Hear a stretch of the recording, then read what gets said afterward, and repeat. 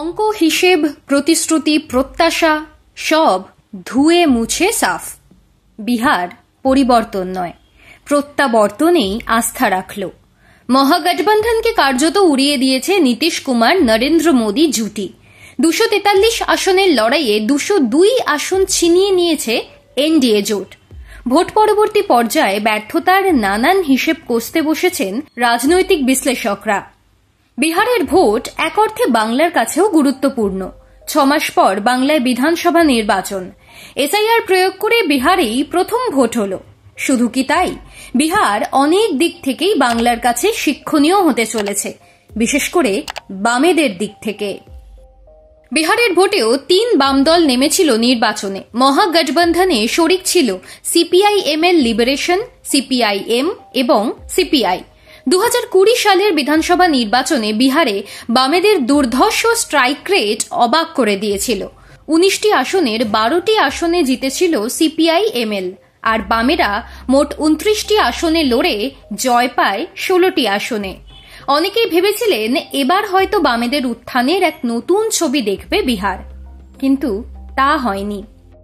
উল্টে CPIML, CPIM এবং CPI কার্যত হতাশই করেছে।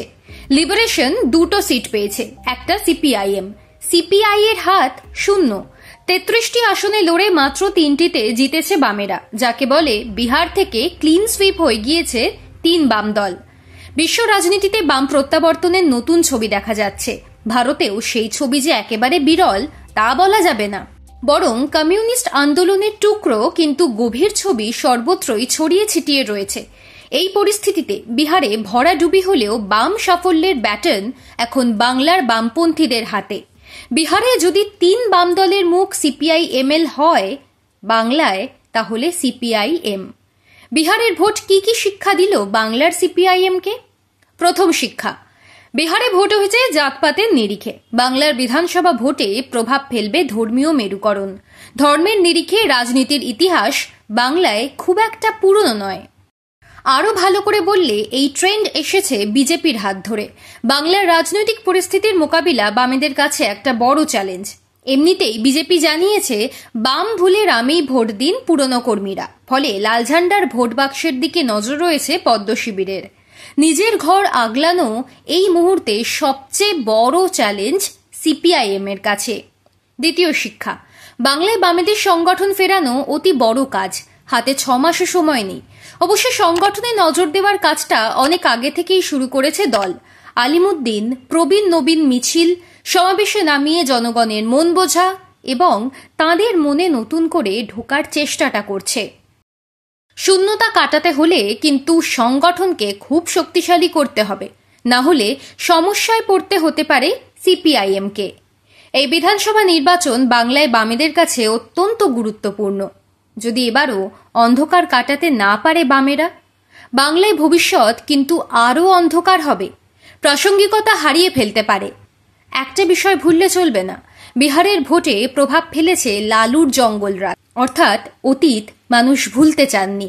বামেদের 34 বছরের শাসনকালীন কিন্তু এমন অনেক ক্ষত রয়ে গিয়েছে, যা মেরামত করতে না পারলে বিপদ বাড়বে।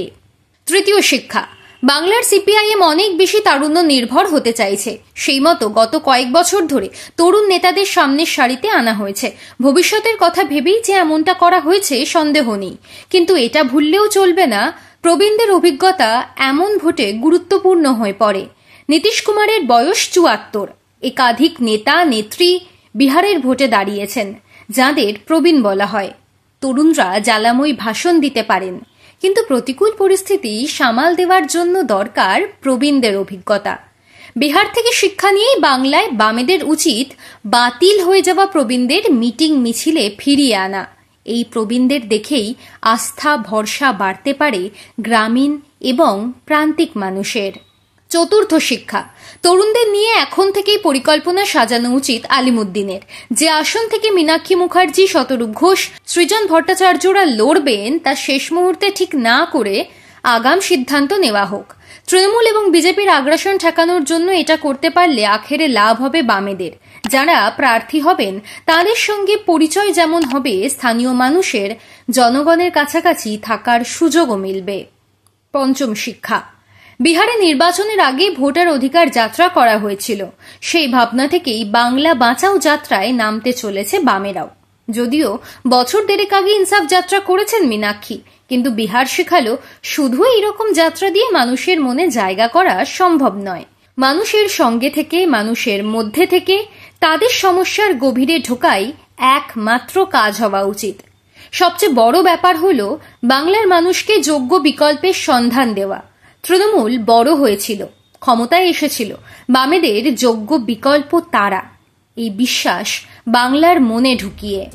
বিজেপিরও উত্থানও সেই রকম ভাবে। বামেদের যদি পরিস্থিতি ঘোরাতে হয়, তাহলে তৃণমূল বিজেপির বিকল্প হয়ে উঠতে হবে।